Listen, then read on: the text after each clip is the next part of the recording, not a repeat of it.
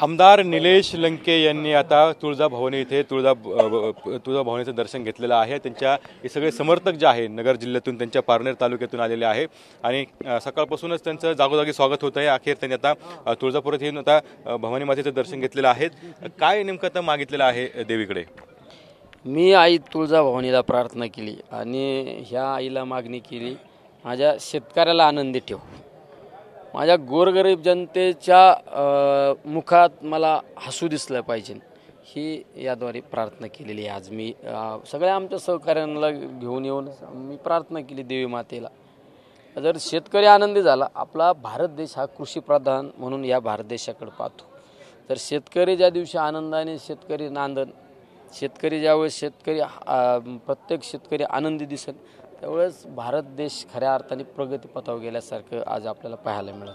काय तुम्ही अजूनही पालकत्वाची वाट पाहताय? 95,000पेक्षा अधिकच्या कुटुंबाचे आयुष्य आनंदाने भरले आहे। आजच कॉल करा आणि मिळवा फर्टिलिटी ट्रीटमेंटवर सूट आणि सर्वांना द्या आनंदाची बातमी।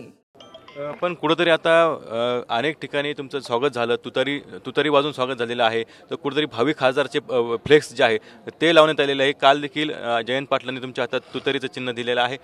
कसं बघतो, म्हणजे काय नेमकं आता भावना आहे कार्यकर्त्यांच्या? काय असतं साहेब, प्रत्येक कार्यकर्त्याला असं वाटतं की माझा नेता अधिकाधिक उंचीवर गेला पाहिजे आणि कार्यकर्ता हा खऱ्या अर्थाने कुठली राजकीय भूमिका घेतल्यानंतर कार्यकर्ता हा आपल्या आधीचा वार त्याच्या छातीवर झेलीत असतो। त्यामुळे प्रत्येक कार्यकर्त्याची वार झेलण्याची ताकद असते, पण त्याबरोबरीने खऱ्या अर्थाने जे सैनिक म्हणून लढणार आहेत, म्हणजे थोडक्यात जे मतदार आहेत, जे शेतकरी आहेत, जे वेगवेगळ्या समाजाचे घटक आहेत, त्या सर्व लोकांशी चर्चा करूनच आपण एखाद्या गोष्टीवर खऱ्या अर्थाने मुख्य भूमिकेवर निर्णयावर आलं पाहिजे। पण आता कुठेतरी भाजपकडून नगर दक्षिणसाठी आता सुजय विखेंचं उमेदवारी जी जाहीर झालेली आहे आणि आता कुठेतरी आता तुम्ही त्यांना आव्हान देणार आहे अशी चर्चा आहे, आव्हान वाटतं का तुम्हाला? नाही, मी काय असतं साहेब, मी आव्हान देण्या इतका मोठा नेता नाही। मी एक सर्वसामान्य कुटुंबातून ह्या माझ्या सर्व सवंगड्यांच्या ताकदीवर आज एका मतदारसंघाचं लोकप्रतिनिधी म्हणून काम करतो।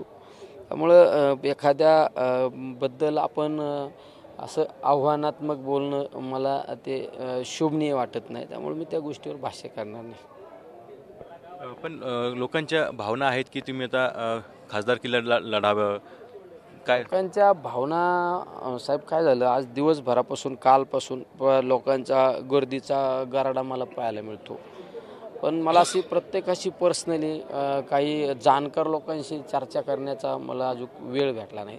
काही जाणकार लोकांशी पण चर्चा करणारे जे थर्ड पर्सन लोक असतात, ते कुठल्या राजकीय पक्षाला जोडलेले नसतात, पण त्यांची एक दृष्टी असते, अशा लोकांशी सुद्धा चर्चा केली पाहिजे, तर त्यावेळेस आपला निर्णय योग्य होऊ शकतो। तुम्हाला जरी आव्हान वाटत नसलं तरी नेमकं आता तुमची भूमिका काय असणार आहे? म्हणजे कधी पण काही पण होऊ शकतं। मी म्हणलो नाही आव्हान वाटत नाही मला कुठली गोष्ट, आव्हानाचा मी त्यावर बोललोच नाही। मी एक खेळाडू आहे, म्हणजे मी बालवयापासून मला एक सवय, मी लहान असताना मला एक कुस्तीचा छंद होता, पण मी कधी माझ्या बरोबरीच्या पोरासंग कुस्ती नाही केली। मी काय मोठा पैलवान बघायचो आणि मोठ्या पैलवानाशी कुस्ती करायचो, त्यामुळे मोठ्या पैलवानाला पाडलं का अरे त्या आखाड्यात एकदम शिट्ट्या व्हायच्या, ते मला आज पण आठवतं। मग राजकारणात सुद्धा माझी सुरुवात झाल्यानंतर अशाच पद्धतीने करतो, कारण ते माझ्याला खेळाडू वृत्ती आहे ना, आज पण ती जागी होती ना।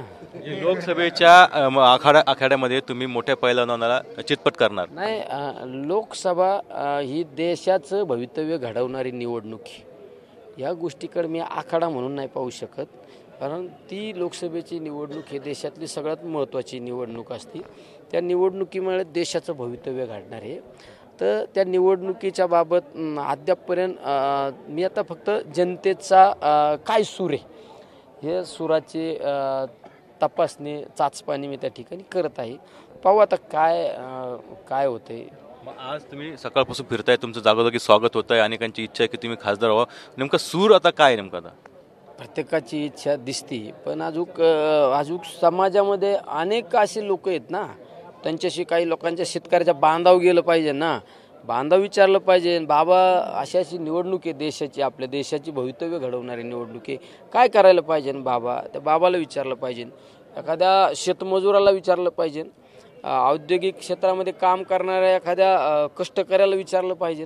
पण तुमचा निर्णय जर झाला उद्या लोकसभा लढवायची, तो समोर किती पण मोठं आव्हान असलं तरी तुम्ही लढणार? कसं असतं, माझा निर्णय काय आहे यापेक्षा जनतेचा निर्णय महत्त्वाचा असतो. तुम्ही पाहिलं असं राजकारणामध्ये कधी कधी एक हट्टा असतो, नाही मला ती निवडणूकच लढवायची आणि मी ती निवडणूकच लढवणार, पण जनभावना त्याच्याबरोबर नसल्यानंतर त्याला पराभवाला सामोरं जावं लागतं त्याच्या हट्टापोटी. त्यामुळं उद्या माझं काय भवितव्य व्हायचं आहे, मला कुठली निवडणूक लढवायची, काय लढवायची मी नाही ठरवणार. मी एक निलेश लंके माध्यम असणारी ही सगळी जनता ठरवणार आहे. तर नक्कीच आता ही जनता जे ठरवेन तेच निर्णय जो आहे तो आमदार निलेश लंके घेणार असल्याचं वक्तव्य जे आहे ते त्यांनी केलेलं आहे. कॅमेरामॅन सुशांत रावसह कुणाल जायकर, TV9 मराठी, तुळजापूर.